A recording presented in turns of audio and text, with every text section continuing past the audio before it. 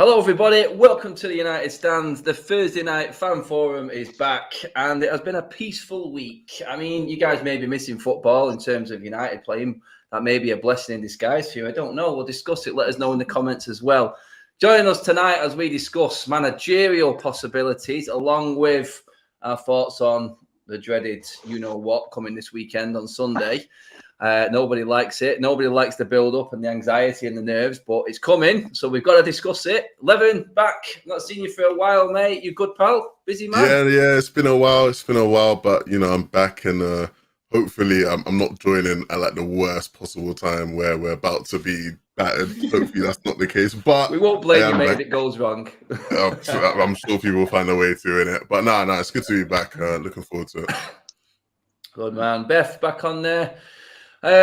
Busy week for us, but in terms of United, week off, training, expecting something this weekend, Beth? Or are you just, like I just said then, nervous, anxiety creeping in? It's one of them weeks, in it when you've got a full week to think about a derby. It's difficult, isn't it? Do you know what? If it was like, I don't want to like bring it down a bit, but if we were like in competition with Manchester City more than what we are, and we were trying to compete with them, which we should be doing, I'd be more nervous. But realistically, it is a must-win game, even though I don't think it'll go that way. It is a must-win game, but it's just two teams that are on two completely different levels. It's a derby, of course that matters, but you go into it with little hope, but you've got to have the hope. With United, it's the hope that kills you. But with this one, I think people's expectations are going to be low. So hopefully Manchester United can surprise us. Yeah, I mean, Jay, Beth just flattened us right there, mate. Just slapping us with reality stick. But how are you doing, my friend? Busy week for you, Jay. What have you been up to, pal? Started a new job on Monday, so I am flat to the mat. Doing boring administration and setting procedures and policies. Beth, you stole one of my best lines. It definitely is the hope that kills you, but I've got no hope regarding Sunday. If right now you offer me a 0-0 or 1-1, I would bite your hand off. I most certainly would. Look, historically, derby days, historically they do buck the trend, but I would be shocked if the trend is booked on Sunday. And by the way, it's 5 years anniversary since Rashford scored against City when he was only 18. So if he scores Sunday, I would be shocked, appalled, and delighted. I remember that one. I remember it well. Was it Di Michele's? He put on his ass and went through and slotted it home. I remember it. I think Di Michele's is still in Marx's back pocket after that one, mate. Yeah, I think that was the retirement signal, wasn't it, for Di Michele's? I was like, time's up, son, especially on this level. Let's move on. But yeah, that is what it is. We're going to talk about Ten Hag tonight. Rumours and, well, there's been reports that obviously United now, well, it's not reports, me and Bev touched on it. Well, we went into depth, actually, sorry about it, on the show on Wednesday. I think it was Wednesday or Tuesday. I'm losing track of days now. But about what Arnold was saying, what Murto was saying, the process, Levin, looking for the new manager. Everything is being put in place to what they describe, and I hate this word, and everyone knows I hate this phrase. I've done it loads this week, but they're putting together what they are calling the winning team. People in positions at this football club to take United forward and challenge for the top trophies. Those were their words, mate. Those are the people with the power at this club. They were their words. Looking at it, main contenders, Ten Hag, obviously, it's been reported that he is looking and would be well on board with the idea of coming to Manchester United and taking on the project. It's a big project, Levin. Do you feel like Ten Hag... he's coming into the Premier League, isn't it, mate, and the unknown, and then what's going to happen with this squad? It is a project and half, isn't it, Levin?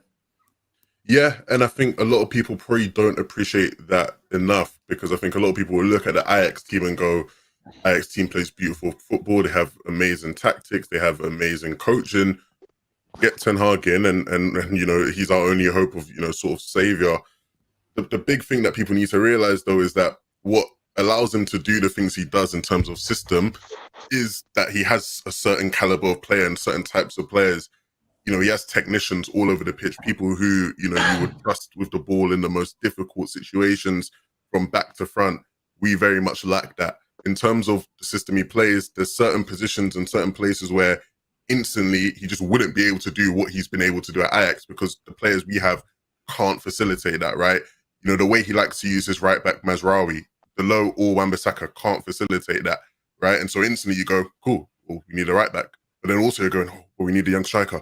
Oh, do we need a centre back? Oh, do we need a right winger who actually holds the width of the pitch instead 1v1?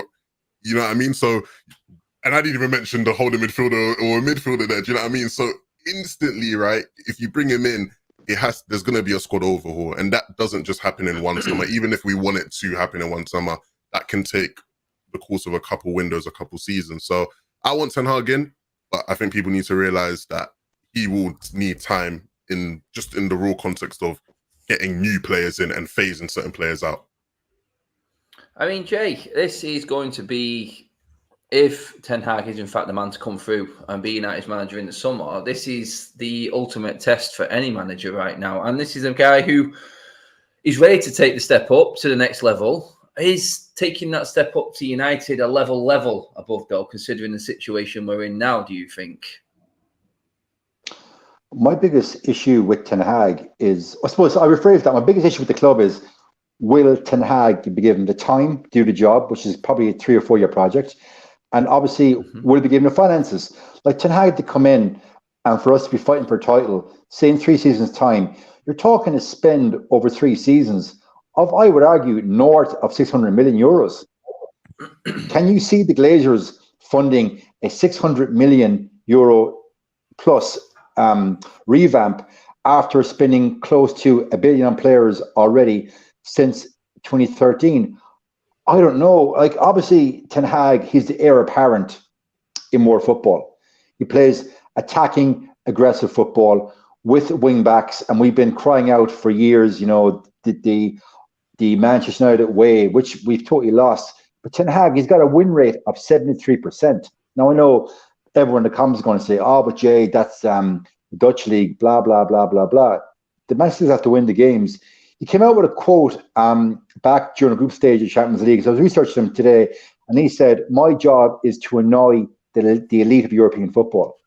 So I think he would be a breath of fresh air coming into that club. Obviously, if Ralf goes upstairs, we have the perfect synergy. But my biggest fear, Adam, Beth, and Levin, is the owners. Will they actually fund another rebuild? That's my biggest fear. Yeah, you said it there. You reckon about 600 million over the space of 3 years. We spent around 1.2, 1.3 billion over the last 9 or 10 years. So with not being in the Champions League, does that mean the Glazers will spend more? We don't know. Will it be players not marquee territory? I mean, marquee is one of them words, but it can be, Beth, it can be explained in different ways. I mean, you would expect an £80 million man to be a marquee player, but we spend that on Harry Maguire. So it kind of, you've got to put it in perspective as such in terms of how much money you spent on a certain player. But in terms of Ten Hag, is there any case against him coming? Because plenty of people have DM'd me, I'm sure they have with you, with arguments of why Pochettino should come in ahead of Ten Hag. He's not going to have any power. And like Jay said then, his ultimate worry is, doesn't matter who comes in, and a lot of people have said this, it's how much time they'll be given, how much money they will be given. Will they actually be given the players that they want to come in and, like Levin said, play their style of football? Well, this is the problem. I think if you give Ten Hag the tools that he needs, I think he could definitely do a good job with this Manchester United team. And we're at the point now where it just needs a complete refresh. And we said before, we thought we were getting the rebuild previously. It needs a complete rebuild. We need to start fresh. I agree with Jay, a lot of money's going to need to be spent, but you know what, sometimes you need to just pull it back to basics. You can find players. You don't have to go out and spend 80 million on a Harry Maguire, which didn't even work out anyway. You don't have to do that, but this is what comes down to what we were speaking about the other day, Adam. It comes down to planning. It comes down to getting the right scouts in. It comes down to letting Ten Hag do what he's done, because he's brought in some great players into Ajax over the years and brought them through and coached them very, very well, actually, to play in people say the Dutch league, they've done very well in the Champions League as of late as well. So I think that deserves some recognition. Obviously, the downsides to it is people will say the Dutch league isn't that strong, which is true, but you can only work with what you've got, and he's done very well in that league. And again, in the Champions League, which is the biggest competition in the world, that we got knocked out of the groups last year and we've struggled in and been in and out of for years now. He's done quite well in that. I mean, and I think he's evolved as a manager, which is really important. You want to see progression, you want to see evolution in your coach, and he wants Manchester United. It's clear that he wants that, and that's always nice to see when you're looking at a potential candidate for a job. The fact that I think from what he said / not said, you can tell he is looking for that next step up, and it seems like he does want to come to Manchester United. But again, if you put Ten Hag out of his environment that he's been very used to at Ajax, where he's got the perfect build around him, he's got a great football director, he's got all of his coaches that he wants in place, he's got the backbone behind him to let him do what he does. If you bring him out of that, put him into Manchester United, and you give him absolutely no control, throw him under the bus like we've done to previous managers, and previous managers have come out. I mean, Jose's done it, Van Gaal's done it. I wasn't given what I want. I've given them names and I got nothing like that. I have basically been given little control. The board continues to do this I know better technique and doesn't follow the man that can actually get us somewhere. That's when you'll see problems. But you'll see that with any manager. And that's where it comes down to the problems higher up in the club. And I think what they need to do is they need to look at what's happened over the last 10 years. And they need to look at themselves and think, look at the deeper issues, look at the root of the problem. I mean, look, to see a 47 million we spent on sacking managers, that comes from the higher up, and that's what they need to start looking at before they decide what manager they're going to get in. But I think Ten Hag, if you give him the tools, he can definitely do a job. But like Jay and Levin said, it's going to take time. It's going to take time for any manager. Yeah, I mean, me and Beth discussed it when the quarterly figures and Vertol and Arnold were talking, Levin, on Tuesday.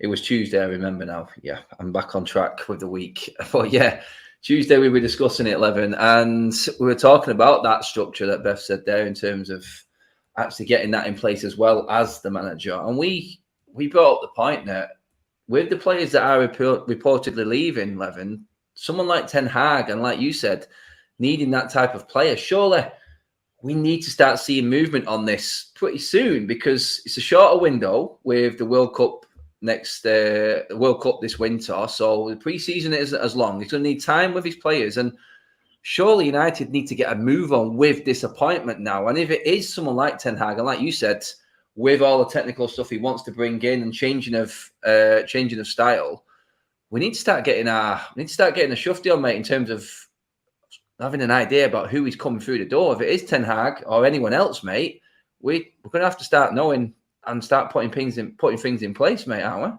we? Yeah, that's why I said a couple of weeks ago on the channel, I was a bit perplexed, frustrated, because we let go of Oli however long ago, and we go out with the intention of getting an interim manager to come in, right? And so to me, that says, okay, you want an interim manager to come in so you have more time to appoint and figure out who your actual manager is. But since Rangnick's come in, it's based off especially of what he said and reports we've had from people above him, is that they're waiting until the end of the season to deal with that. But why would you do that? You've had all this time while Rangnick's here, stabling the ship or whatever, which he has done a decent job of. Fair play to. I don't know why I did that, but you know, you've had all this time, yeah, right? You've had all this time to go out and figure out who that manager is. And you know, as far as I can remember, there was another example, but I remember with City, right? They knew Pep was going to be their manager the next season by like January or something, like way earlier, right? Like, yep. You know, it's only a positive for us to figure out who that manager is earlier. So again, we can identify these targets and we can start to figure out, hey, you know, big man, you might have to leave the club in summer because you ain't going to cut it. You know what I mean? And with the circumstances you highlighted, sort of pre-season, you know, we have so many players who will be coming back from loan who will need to be assessed, players who might decide by the end of the season they want to leave. Like, it's just, I can see it being a mess. Even if we were to get Ten Hag, I feel like he'd come in and instantly we're just in a messy situation where we get a summer, he doesn't really get some of the players we know he wants because, we ran out of time, guys. Oh, sorry, guys. Look, we tried. We tried to get you. No, Eric, trust me. We tried to get that player. We just didn't have time. You know, the season started a couple of weeks, but you got so. think, man, you had all this time. Like, you know, you should have dealt with getting me earlier so you could get the players. And I do think that's what's going to happen. But again, trying to be optimistic. Let me not be too pessimistic. You know, get Ten Hag in, and maybe this summer they can do a masterclass. As much as I know there'll be people who doubt like their ability to spend big, I do think they will spend. Like, they know they need to spend. It's just about whether they can do that in the right way and in the way that, you know, Ten Hag and his staff coming in will want, if he is the one coming in, of course. Yeah, that's exactly it, Jay, isn't it? I mean, you've got Ten Hag there. You've got, and we all know what style of football he plays and what he needs to bring with him to Manchester United. It is the ultimate worry, though, isn't it? And then you're going to get the fan base who are impatient. We've been starved of success for the what we're actually spending to watch football at Old Trafford. You know what I mean? We're expecting a lot more from the players and what they're on. The fans are starved. Are they going to have the patience of a 3-year plan, like you said, Jay? That's the thing, mate. We're hearing reports like Scott Saunders and Graham Bailey from 90 Minutes saying Ten Hag is learning English now. Where are you at in terms of how long we can wait now? I mean, do we need to actually get someone in or have an idea of the next manager in the next month now? We can't really be waiting much longer than that, can we, to start putting plans in place? No, we can't. And I think Beth and Levin touched on it really well. Like right now, Ten Hag has the perfect CEO in Van der Sar. Perfect CEO. He's going to come in to United to, I would argue, probably one of them, the second most imperfect CEO apart from Ed Woodward. The net debt is up at 494 million, up 50 million from the previous year. A lot of fans have lost sight of that. So net debt is up 50 million, and the club would say it's because of match revenue dropped because of COVID. So net revenue has skyrocketed.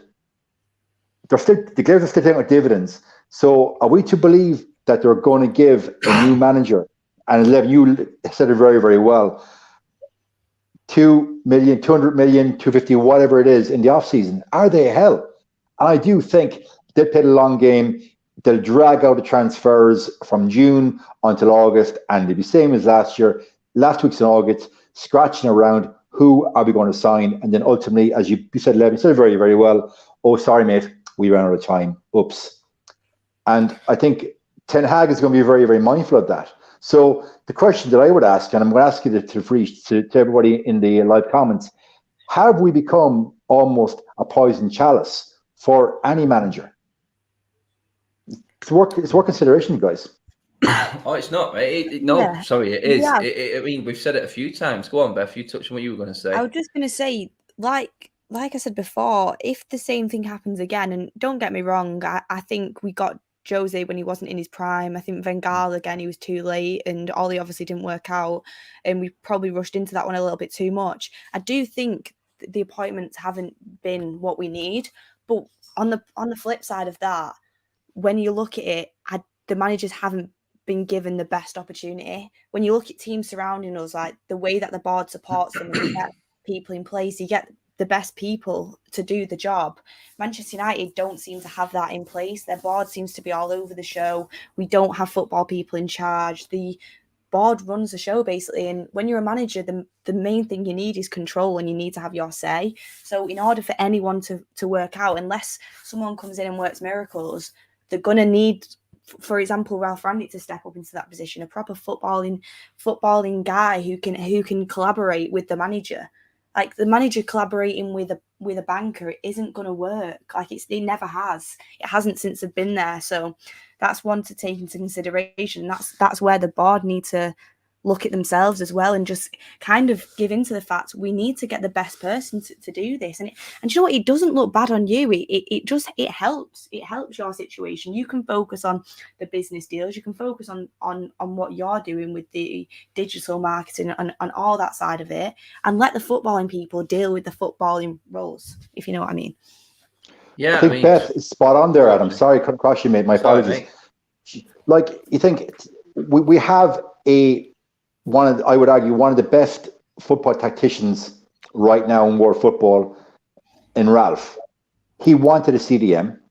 He wanted Lingard gone. We still have Lingard, no CDM. And that was glaringly obvious the last couple of years. So in January, we all know what happened. So the question I would ask is, so Ralf goes upstairs in May, June, July, whenever. How much power is he going to have in relation to the board? I think already it's been proven his power base already is so limited. If I was Ralf, point, Jay. Come May, you know what I would be doing right in May? I'd be like, lads, good luck and good night. I wash my hands. I'd be gone. I wouldn't stay. The only thing is, though, is they could be waiting, which I still don't think is an excuse. I still think they should have given him something, but they're probably waiting for the new manager to approve these players if he's here for the long run. But I still think they should have trusted Ralph's judgment after everything he's kind of done in football. I think he deserved that trust in that situation. On that, on that, Levin, I'll come to you on that one. Jay touched on it there. I was going to bring that up next in terms of Ralph's actual position in all of this. I mean, he's an admirer. He's come out and said, and he's put his support behind the Ten Hag move. But ultimately, the reports are that the final decision will be with John Murtough in terms of the manager that comes in. So that question comes up, like Jay said there, is how much power is Ralf going to have when he does go upstairs? I mean, what is his role? I mean, advising people around him, they're not going to listen to him, are they, mate? I mean, when they're the ones making the decisions ahead of him already, I mean, why would they listen to Ralf? It's going to be interesting, Levin, isn't it? Because I would say that would be a good combination, Ralf and Ten Hag. I think we'd all be licking our lips at that, but deep at the back of our minds, I think we're all worried about exactly how much, like Jay and Beth said, Ralf is going to have a say on. Yeah. Ralph's going into an advisory role, consultancy role. Anybody knows in life, I could give Beth advice about how to do something. She might just take that advice and not use it, right? I work in esports, right? And I work specifically in a game called Fortnite, if anyone doesn't know. But I had an organization once who wanted to build a team and join Fortnite, and they came to me and they wanted some consultancy work, and they said, hey, look, we want to build a team. What players should we go out and get? Told them what players. They'll never win and got any of them, right? They paid me, I did my consultancy, I did my job, right? I did my side of the deal, but they never went on to do what I recommended they do, right? And that's the nature of consultancy. So, I think the biggest hope is that because we know there is a good relationship between Murtough and Ralf, the idea is that, look, Murtough will rely on Ralf a lot and will get a lot of advice and actually take that advice. But ultimately, yeah, there's a good chance that we never actually hear from Ralf again. Like, there is a very, very good chance that the season ends, we get our new manager, and you never even hear Ralf Rangnick's name ever again in relation to Man United. And there's a good chance that happens and he just disappears into the abyss. I hope not, but there is a good chance that happens. That's the nature of his actual job role. So we can only hope and pray that he will have significant influence, but I wouldn't be holding your breath on that happening. No. I don't think I mean, I inadvertently convinced inadvertently convinced Beth the other day that this was a good plan, that actually keeping Ralf on for another season might actually be a good idea in terms of what Levin said, Jay, the mess that we are going to be bringing this manager into. Should we not leave the man in charge that's there right now who knows the ins and outs on what we actually need to actually build a stronger foundation for that next man? Would that not be an idea? I do understand the fact that United seem to always miss out on these managers, Jay, but looking at it, would it be, in your opinion, I've not got your opinion on this one yet, so I'm going to come to you on this and say, would it be all right keeping Ralf for another season just to let him see out what he's already started, which Levin said has been good work. I agree completely that he's done a lot off the pitch and he's dealt with more than any other manager that I can remember at Manchester United in such a short space of time, mate. And to come through that and still be fighting the way he is and getting better performances, not brilliant, better. I'm not being over the top, but is there a shout for him at all, Jay? I certainly would not be adverse to Ralf staying on for another season. We discussed when Ralf got the job that he's the kind of manager that can unearth a 25 to 40 million gem in the Austrian, Dutch or German league. So you give him a budget of 150, he produces for you 3 to 4 players in an off season. I believe he can do that, no problem whatsoever, if he's allowed to do it. My issue, though, on the flip side, is Ten Hag clearly wants the job, wants to come this season, that he's reached his ceiling with Ajax. Ten Hag winning another league title with Ajax doesn't add to his reputation. He's not going to win the Champions League with that squad. I'd like if he did, but I don't think that squad's going to win Champions League. So if we don't get him now, I think we can miss the boat. So I think, Adam, I take on board everything you said, but it is a double-edged sword. Just ponder if Poch wins the Champions League with Paris. He's going to stay there. And then what happens then? Real, they're going to look for a new manager. What happens then if they step in and go for Ten Hag? And then we miss the boat again. So there's so many little scenarios in play.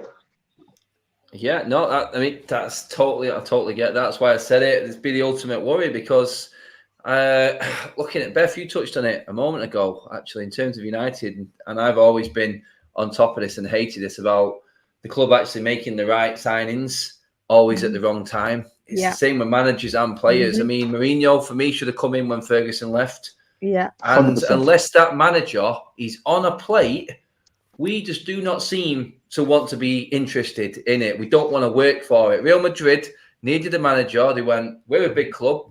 Ancelotti there at Everton 1 year in. I don't care.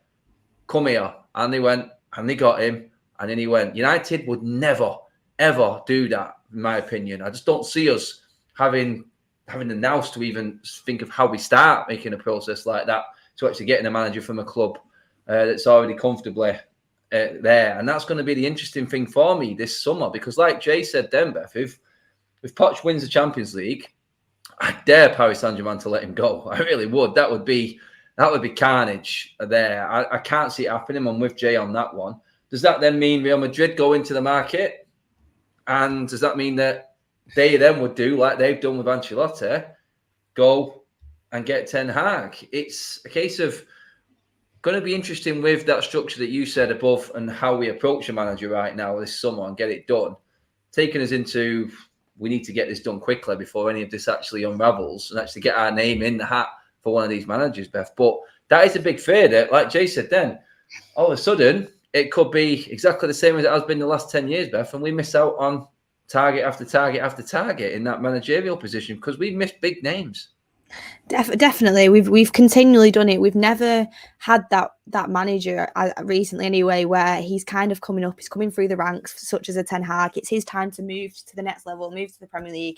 We've gone and got him. He's ours, and that's happened with so many managers. We don't tend to do that. We've tended to go with either managers like Ollie and Moyes, which were a big risk with what they'd done in their coaching experience.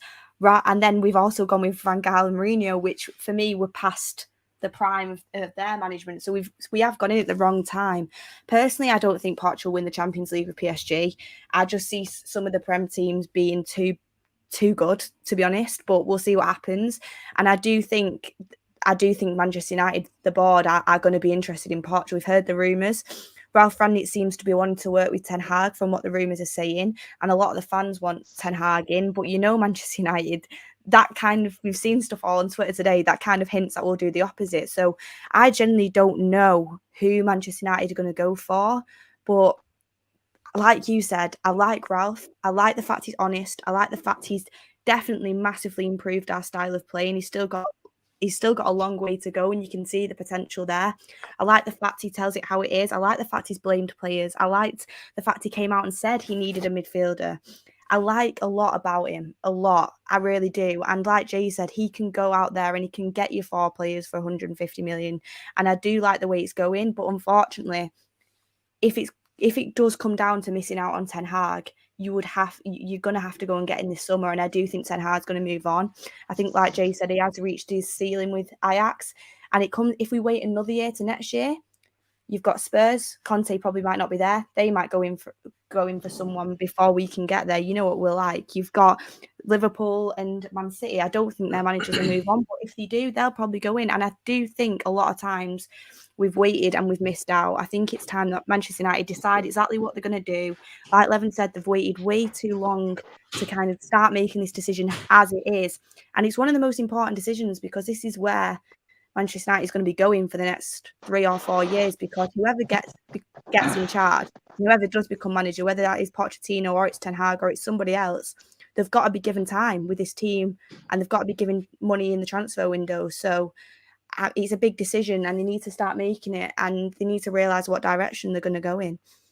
Yeah, looking at that as like a future show and United's future, do any of you actually see the story from yesterday as something you can bring up and be interested in terms of the Ancelotti move as a manager? You can all go at once if you want. You can take your time, but for me, it just kind of just went, well, left field a little bit there. That was clinging on whoever brought that up. But anything in that for any of you guys in terms of Ancelotti? For me, I'll just let you know what I said. I just said, like I said before, right man, wrong time. Again, It's past. Let it go. Move on. Anyone else? A shout for Ancelotti at all? We're talking managers. We might as well bring it up. Please, it's no. definitely It's definitely the right manager at the wrong time. Listen, if we got Carlo Ancelotti post Fergie, so it's like, as you said, Adam, we should have got Ferguson directly after Fergie. Like, I've got no doubt Fergie winning that league with that squad in 20. Yeah. Sorry, it's been a long day. A long day. So just think, 2013, we win the title with a limited squad. You give Jose 150 million. He buys 2 or 3 players. Normal circle continues. United win subsequent league titles. Same thing if Carlo Ancelotti came in post Fergie. I don't believe for a second we would be in the slumps that we've been in for the last 9 on 10 years. So definitely right man, but now wrong time. I think Ancelotti is a legend of the game, but I think those players, I don't think they respond to Ancelotti. I can't see them responding. They're not responding to Ralf in the same vein that I thought they would, and I hope they would, but I definitely can't see them responding to an old school, hyper strict Italian. I can't see them responding, so it won't be Ancelotti for me. Agreed in that fact. And just to reiterate, I feel like we need something fresh. We need something new. You know what I mean? Like, I don't want to go again when someone's gone and done. They've already had. We go again. Yeah, I mean, I said Jesus. I'm saying they've had the prime of the career. Do you know what I mean? Don't we go again with the winning team? Let's just bring them all out. The season's been full of them, hasn't it? But yeah. Well, we're on managers. Obviously, we're halfway through the show, guys. Give the video a like as well while you're in with us here live. Might as well, before we move on to the next part, is there any other managers that we've not mentioned that Levin, you might like to see come into United? A few people in the comments have been saying a few. Is there anyone out there like left field that you think that we've not talked about that may do a job for United? That's a hard one. I think the reason why, to me, Ten Hag has sort of become the only person who I'd consider seriously is just because I think there's certain requirements needed to take on this job, and at least for him, he ticks off more of those requirements than all of the other candidates, unless United were to go for maybe some sort of obscure manager and somewhere random, right, who's very unknown, which I doubt they would do anyway, even if that person is right for the job. Just a lot of the other candidates whose names get mentioned, they just lack, whether that be elite tactics, elite coaching, maybe they just personality-wise, they just don't see him up for it. They've already proven that they can't succeed at this level. Like, for whatever reason, other managers seem to fall short, at least with Ten Hag. In terms of a lot of the questions about him, with Ten Hag, he's already shown at Ajax that he has elite tactics and he's an elite coach and can implement his tactics really well. And just that alone, that combination alone, to me, makes him deserving of a chance to show that he can step up and manage bigger ego players, bigger name players with more pressure. Does he have the sort of mental will to, stay up to it when things get hard? Because even if Ten Hag was to come in and we actually backed him, that doesn't mean everything goes perfectly. There'd be times where maybe we go on a bad run. You got people like us on the United side going, is Ten Hag still up for it? Can he still manage the job? Can he handle that kind of pressure from the media and from people around in it? So, those are always going to be questions. And I think he's so good in terms of the footballing perspective that he deserves a chance to prove that he can tick the other boxes. You know what I mean? And I just don't think there are many other candidates who have that. So it's all coming down to Ten Hag, Ralf Rangnick. I mean, Pochettino's drifting away at the moment. He is. People saying Simeone. From what I seen in Atletico, Beth will back us up on that one. It was a man that was very, very comfortable where he is, and he's worshipped there by them fans. I just don't see him moving away from there. And ultimately, I think it is like Levin said there, Beth. It's looking like Ten Hag, possibly Ralf now. I mean, Pochettino may come into the equation. We've heard about Sir Alex Ferguson liking him. We knew that. We've always known that. But ultimately, like Levin said there, I think everyone else, you can sort of, they sound all right, but they're just not for what we need right now, like you said, which is a future look on the football club and something fresh. Exactly. The only other names that kind of who up is like Enrique, who isn't going to come and isn't going to want to come. And again, I do think he's a very good manager, but we talked about wanting something fresh, something new. And also Simeone, people have put it out there that they want Simeone, but he's not going to leave. He's not going to leave Atletico, and he's not going to get sacked, and his payout is ridiculous. And personally, for me, I think he's done an amazing job with Atletico. I really do. And I love passionate managers, which he's one of the most passionate. But I mean, I know Ten Hag's not brought his football to the elite level yet, but I just really like his style of football over Simeone's personally. But obviously Simeone is a great manager, but we're not even in the race for him because he's not going to leave Atletico anyway. But he would be a good option, but there's just not a chance. Yeah, that's it. I'm going to move on to the derby in a second, but Jay, just want to give you the floor, mate, to talk about the rumour that some of the United players are not happy with Harry Maguire's standards and his qualities at the moment, not hitting the mark as such is the quote in terms of what is expected at United. Before we move on, I mean, again, it keeps coming up and coming around. Ralph saying everything's all right behind the scenes, everyone's happy, but yeah, there he is. There he is. We're going to get onto team selection, but we're going to lead in with that, mate. Players actually having too much of a say, or have we just got to leave it down to and trust Ralph with this one? But Harry Maguire, are you happy with him leading United out as captain in the derby at weekend? If anything, Adam, since I come on the show 2 years ago, I've been very consistent in my views on Harry Maguire. 2 years ago, I called him out. I've been calling him out week in, week out. What has annoyed me the most is last season, the narrative from the English media. What's this? Oh, God, I saw that. Is that all Harry Maguire needs is a partner. Well, he got a partner. He got a World Cup winner. He got a Rolls-Royce Varane that's won everything worth winning in the game. And he's still dog shit. So I can't think of any other expression. So no, Adam, in short, I'm not happy with Harry Maguire leading United onto the team bus, the dressing room, and we're certainly not onto the pitch. He's not a leader. He can't communicate. And he is right now, for me, the worst defender at the club. For me, at the weekend, it's got to be Varane and Lindelof. I think Lindelof this season, he's proved me wrong. I called Lindelof out a lot last season for not being physical enough. And what I didn't realise last season was he was trying to cover for Harry's mistakes.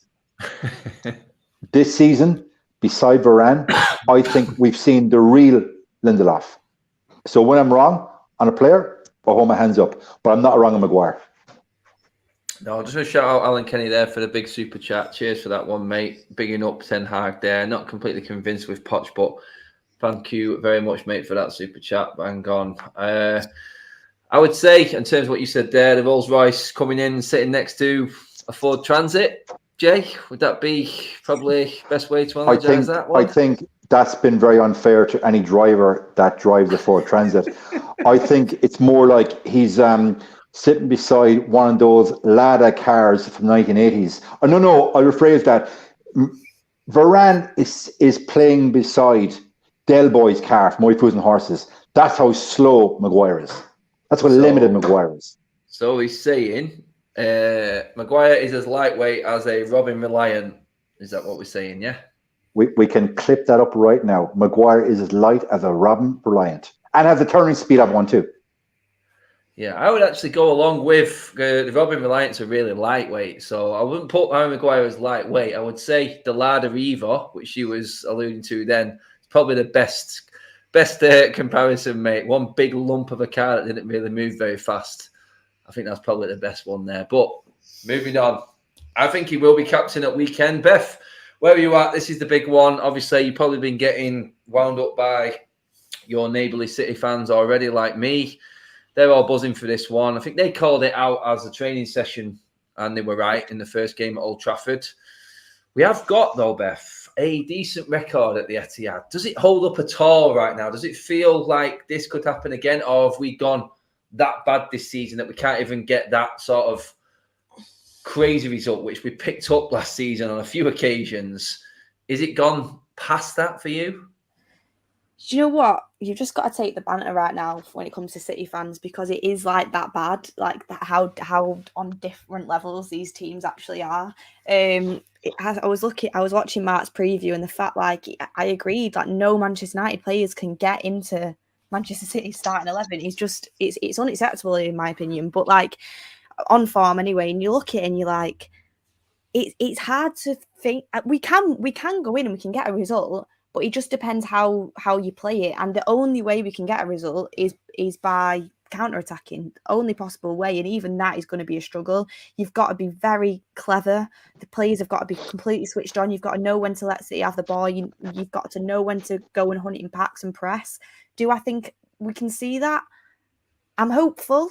But to be honest with you, this is why I'm not. It's sad really, because I've always loved the derby. I get excited for every single Manchester United game, but looking to Sunday, for me, it's not got that same feeling that a derby usually has, because I'm just so been put down by recent results by Manchester United that I just feel like, especially after watching us earlier this season, that the chances are small. But if Ralf plays it right, and we have got Ralf, that's the difference this time. We have got a chance of getting the result, but the players have got to be completely switched on. I think you've got to play a certain way against them, and we'll see which players he does decide to pick. Because honestly, if I'm Ralf, I'm looking at it and I'm playing Varane and Lindelof again. I thought they were very, very good against Watford. Not that they had that much to do anyway. And I think every time I've seen them play, they're by far the best centre-back pairing. And can you afford Maguire in the back line that is culpable for many one-off mistakes? A one-off mistake against City defensively, they're going to punish you. They're going to put it in the back of the net. It's not against one of them teams where they take a few chances to finish and he's been let off the hook a few times. We've got to have a flawless defensive performance, and any chance we get, because I tell you what, we're probably not going to be creating as many as we've created as late. You've got to convert it, and that's got to have to be the difference as well. The conversion rate for our forward line has been very, very poor, and they've got to be able to convert them at the weekend. There is hope, but it's just, for me, it's just sad to see how far off the teams really are. 11, how would you approach this tactically? Is it as simple, like Beth said, then there's the only option we have is a counter-attack against this City team? We're going to have to relinquish possession. We've had quite a lot of that over the last few games, averaging quite high amounts, even against teams like Atletico. That was 63%. It's going to be nothing like that. In terms of how you would approach it, is that all we've got in terms of how we can actually get anything out of this game? I'll be real with you, Adam. I don't go into this game very optimistic about our chances. Oh, cheers, Levin, mate. Thank you. Look, the thing is, right, is Ralph's come in and the reason why I said I think he's done a good job is because he's come in and he's shored us up defensively. We concede way less chances, we concede way less goals. We've actually been able to keep clean sheets. He's been very unfortunate that he came in and it's coincided with what's probably been our worst sort of shooting streak in our recent history, right? We've created more than enough chances, but the biggest problem I've had, and I've said it almost every fan forum, every show we've had after games, is that even in the games where we've performed well and we've won and we looked good and people are happy, I look at things, I analyze things, and I go, tactically, if we do that against City, Liverpool, some of the better teams, we will get killed. There is no hope for us, right? One of the biggest problems we've had against even the likes of Aston Villa and other teams, whether it was Ronaldo up front, who people say doesn't press, or whether it was Cavani, who people say does press, the opposition teams have way too much time on the ball. Their centre-backs have all day long on the ball. And against Villa, you can get away with that. Tyrone Mings, he's not going to do nothing. can't do nothing with the ball. Laporte on the ball, you give him time on the ball. See, you're pinging it through our whole team. It's long. And since Ralf's come in, that, for example, like that element of our team, that hasn't improved. Like that's never changed, right? Since Ralf's been here. And so I don't expect that to magically change against City. And so in my head, I envision, I go, look, there's something that's going to have plenty of time on the ball. They're going to control the game. And that's what City want. City's whole game plan this season, because they didn't get Harry Kane, a clinical striker, their whole game plan is predicated around just controlling the game, right? They have all these technicians around the pitch who their main job is just to keep the ball, they press, they sustain pressure so well, and they're just going to suffocate us. That is going to be their plan. It's worked all season long, and it probably will work against us as well. Our only hope is that the couple times where we do maybe get the chance to catch them on the break, we can be clinical. And some of our counterattacks have been decent. They have improved under Ralf, right? And so, you know, that I think is our only avenue to really getting anything out of this game. But even then, you know, we have to make sure that we have to be the ones to score first. Because if we allow City to score first, they will just suffocate us the whole game. And it'll actually be quite depressing, if anything. So, yeah. I'm not too optimistic, but that would be how I envision us getting a chance in this game. I was just going to say that then, Jay. I mean, does it come down to a case that if we do go behind, it's game over? It just got that feel about it, hasn't it? If we can get in front, I agree with Levin on that one. I sort of half give up if we do go behind, because I just don't see a frailty in City's armour when they're in front. They're a different team sometimes when it's a pressure game, there's not a goal in the game or they're behind, then I think cracks can appear. And we hit them early last season. And I think that's where we actually got it right. Because we scored early, I think it played into our hands a bit more and they tried to force it more. But if we do go behind, Jay, I think it's a case that that's it, game over. Because I don't see how we get back into it personally, unless you can change my mind, mate, in any way, or you've got this master plan that might work, Jay. I mean, I'm all ears, mate. I really am. Yeah, there's some great points there, Adam. I think, first of all, in midfield, it's a case of the princes versus the paupers. We're gonna definitely have McFred midfield, and look at Pep. He's got Silva, Gundogan, Fernandinho, De Bruyne, Foden, Grealish. He's got an embarrassment of riches that he can play midfield against us, the paupers, with McFred in midfield. That's our first issue. We've already alluded to, does he play Maguire against fast, nippy forwards with low sense of gravity? We'd be absolutely destroyed. That are going to put in low balls as well, not even in the air. Low balls, yeah. And then you have Cancelo, who I've had all season in my fantasy Premiership team, and Cancelo has been absolutely amazing this season. Who's going to stop him? So, master plan, we go behind early. It could be 2 or 3. So Ralf will set up in the first half. Literally, I think it'd be almost like anti-football. If he goes in at half time 0-0, confidence will grow in our players, and then the couple of fans Man City have that go to the empty ad. They actually, you know, the fact that derby, the Man City fans might turn up and fill the ground. You never know. But I think if City go in at half time 0-0, I think it's anybody's game. But take your point, Adam. Early goal down. Our players right now, from what I've seen historically, they don't have the mental fortitude to come back when they're 1-0 down. So first goal is crucial. I know I'm using all the cliches here. The first goal is crucial in any game, but in a derby against a better team, tactically more astute, players that have been playing Pep system for the last number of years, first goal is crucial, and I fear for us. And the big thing then is, Adam, Beth and Levin, do we drop Ronaldo? Do we drop Bruno? Who's dropped out outside? If Marcus Rashford starts, I would argue, guys, we're playing with 10 men. If Maguire starts, we're playing with 9 men. So Ralf has a lot of selection headaches.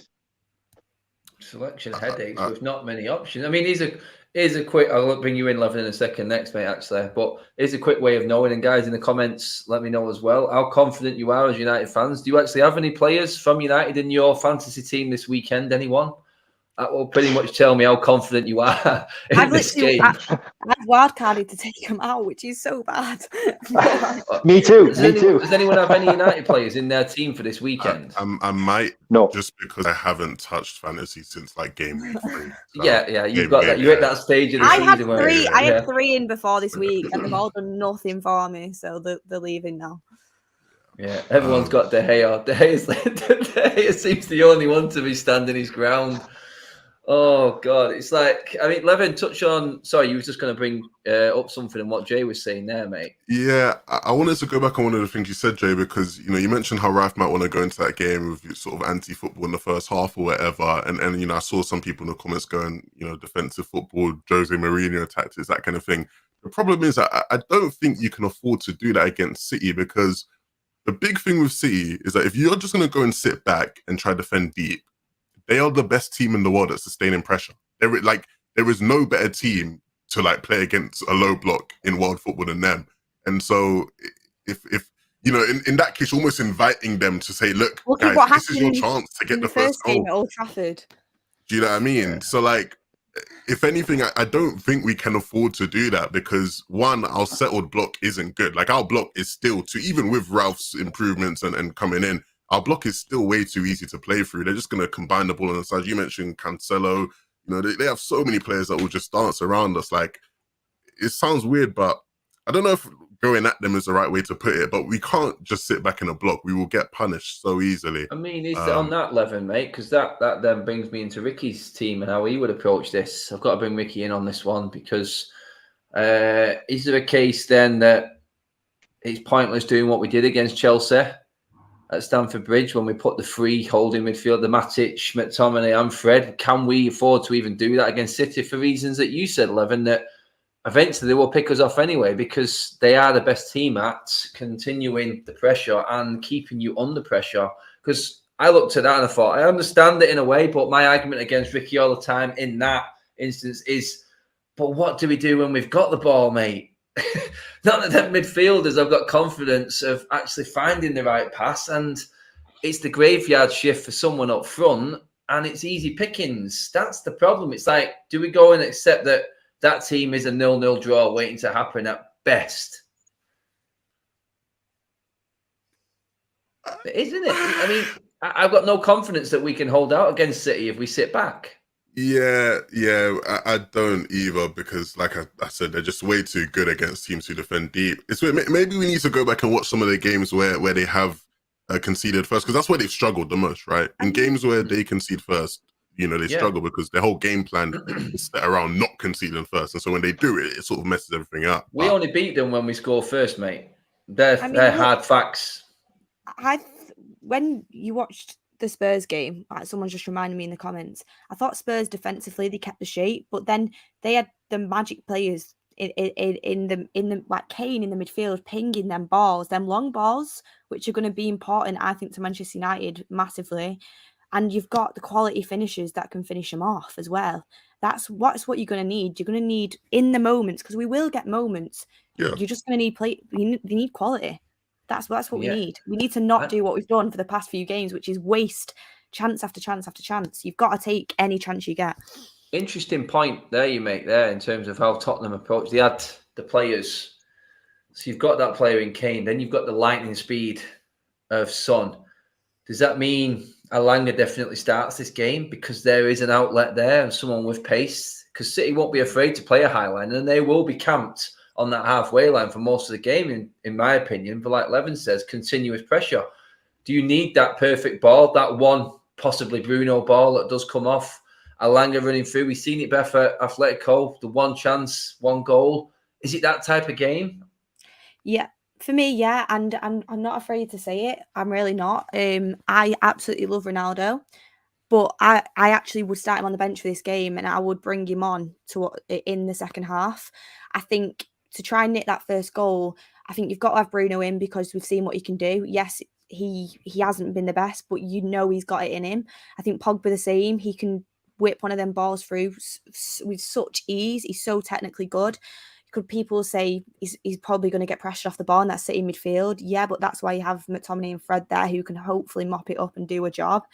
And you've got to have, for me, Elanga and Sancho. Elanga for his pace and getting in behind, and then Sancho to bring that little bit of creativity up front as well. And as he's actually got a little bit of pace on him himself, to be fair, nothing on Elanga, but he can still, I think he deserves to start off merit of the way he's played. And that's what I would do. Unfortunately, we don't have. You've got to play the McTominay and Fred in midfield, which means someone has to get dropped. And for me, Bruno's balls over the top to the likes of Elanga and possibly Sancho could be more important in this game for getting that first goal, like you said. I mean, Jay, on that, in terms of that outlet, it's a shout, but does Rashford's record against City at the Etihad come into this at all for this game? No, I think you got to base the selection on current form. Look, we've all given Marcus Rashford his plaudits when he's deserved them, but I think we got to call a spade here. Marcus right now, he's an impact sub at best. He will find his form again. Obviously, there's a lot of pressure on him, but I don't think playing him from the start against City is an option. I think right now Sancho and Elanga picked themselves. So Beth, are you looking then, you're dropping Ronaldo and playing Bruno almost as a false nine in front of Pogba? Yeah, is that what you're looking at, Beth? Yeah, dropping into the midfield, obviously, when it comes down to. Yeah, and then I think he can get up because his pressing is good as well. No, it is. His pressing is good, and now I think under Ralf, Bruno is pressing with a lot more structure and conviction. Vis-a-vis under Solskjaer, he was pressing like a headless chicken. He was all over the place, but not doing anything. So there is credence to your theory, but then it goes back to you've got Ronaldo who's on $500,000 a week. The Manchester derby. Will Ralf not be under immense pressure from those above him to play Ronaldo? Yes, I think it's a huge call. You could also, though, you could drop Bruno and leave and put Ronaldo Pogba in, but then for me, I think you're missing his legs in midfield. I really do. Because Pogba won't do. He probably won't press for me. So it's either going to be, for me, it's either going to be Pogba dropped or Ronaldo dropped, and it's like Ronaldo can still have an impact on this game. At the end of the day, yes, we know he's an extremely fit athlete, but it's like, how many minutes of football is he playing? And I know he can do it. We know that because he looks after himself so well, but he still has a chance, and he'll know this as well. He won't be happy about being dropped, of course he won't. He's a winner. But coming off the bench, which he will definitely get brought off the bench with ample time to make an impact. He could score the winner. He has more chance, I think, coming off the bench for me. Like in them big games in the last minutes, he loves it usually. I mean, he's not been on form recently, but I think off the bench, I'd rather have him as firepower off the bench than him having to bring him off because he's not had a sniff all game. Yeah, I mean, personally, if I'm playing tactical manager, if I'm going for it, I'm going, right, what do I need? We need to accept that we're not going to get the ball. So who works better and is more effective without the ball? I would say in our front line, Sancho, Elanga, Bruno definitely are our most effective workers without the ball. Out of everyone we've got, I would say that. So yeah. Bruno, false nine, Pogba in behind him as a target man. If we need to go long, Pogba holds the ball up better than anyone, bringing in the pace of Elanga. Bruno there, picking up pieces on the edge, false nine, hard to pick up, work rate. It's a tough one to call, and it's pretty much impossible, but it's that shout. I think Jay's called it, which is Cristiano CR7 being dropped for the Manchester derby. That ultimately, I think, is what will sway any sort of team selection, which is sad to say. Do you know what people saying fickle in the comments? It's like you're looking at how to beat Manchester City, one of the, like, for me, I hate to say it, the best team in the world right now. Like, you're looking to beat them, and it's simple. The team just simply isn't good enough to do it with Ronaldo in it starting wise. You could definitely do it, but I just think we have more chance with him coming off the bench in the second half, and that's an opinion. You don't not like Ronaldo because you want him to come on in the second half of a football game. I looked at it and I called it. I called Pogba further forward, Bruno a bit deeper, and then I went back to the Burnley game and De Gea hit one perfect ball long. Pogba, target man, like I said, knocked it off to Bruno. Bruno played it out wide, involved again, Lay Shaw in, back to Pogba, coming in late, bang, 1-0 against probably one of the strongest teams in the air in the league. Sometimes you have to change tactics and accept that the team in front of you is better on the ball. Change it up. I'm going to change it up just before we finish. I'm going to finish on a high note. Memories. Best derby memory. Levin, it has to be an away one as well because we're playing at the Etihad. So you're going to go first. I think mine and Jay's are probably going to be slightly different to Levin's and Beth's on this one. We're going to get both generations here right now. Levin, what is your... Give me one of your favourite memories from a United City at the Etihad or any... Well, but you can remember, mate. City away. Yeah, you're forcing me to think back here. I can't remember if this was... Not as far as us, mate. Well, yeah, I was going to say, I can't go as far back as you. I'm trying to think. If I won't go too far, I'll go with something more recent. I think, big up Rashford, my guy. You know what I mean? I think the big thing is, as much as I don't think I'd start him in this game, I would like to see him get on at some point, like the impact sub, like Jay said, because, he's shown he can do it against City before.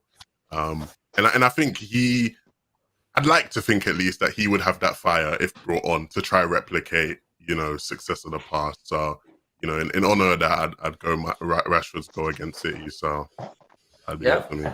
Yeah. Beth, what's yours? It's quite a few moments. Obviously, you always remember like Rooney back in the day. But if you're looking more recent, I mean, was it at the Etihad where we came back and Pogba scored them goals to come back and win it 3-2? That was a good one. But do you know what? See, these are it's sad because we've not really been that high in competition with him, but that was a good one. I also really liked, when Scott McTominay scored from the halfway line in like the last minute of the game. That was such a good one as well. But it's like we've not been on their level for so long. It's difficult. It's really difficult. But to be fair, we have had some great moments at the Etihad over the last few years, even if it's just in the derby sense of things. And the Pogba one was good for me because everyone was slating him. He came out with blue hair and then he just I thought it's a good one. Kind of I'm feeling that one definitely. Jay, go on, mate. Hit me with it. I'm gonna go back in the day to '96. Oh, he's when sugar. Sorry, buddy. Sorry, but my countrymen Dennis Irwin and Mr. Royston Morris Keane absolutely ran the show at the old main road. Yeah. So I'm being biased. I'm going down the Irish angle personally. I remember the 3-2 at Main Road when Roy Keane scored the winner, backstick. Didn't know what to do with himself, and then Sharpie went over and told him how to celebrate.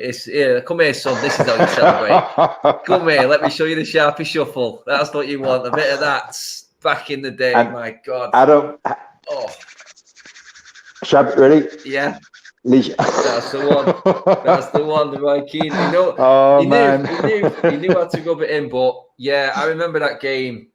Wasn't it Niall Quinn who got a double? Quinner.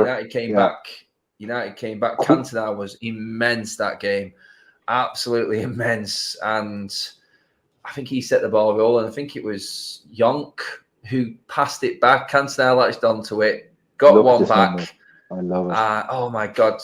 Giggs' ball into Cantona and then Keane for the winner. Fantastic. Oh God, listen to the names I'm rolling off there. And for that's younger the United listeners, team. That was the year that we did our second double in 3 years. Double 94, double 96. And only lost the league 95 because of a draw with West Ham in 1995. That's a good word then, guys. We weren't even in existence then. I wouldn't even bored. But just say, guys, right? We're going back now, right, to the 90s and 2 doubles in 3 years. And now we're discussing playing Man City and Jesus, can we go there and not get spanked? How can we go there and get a 1-1 or 0-0?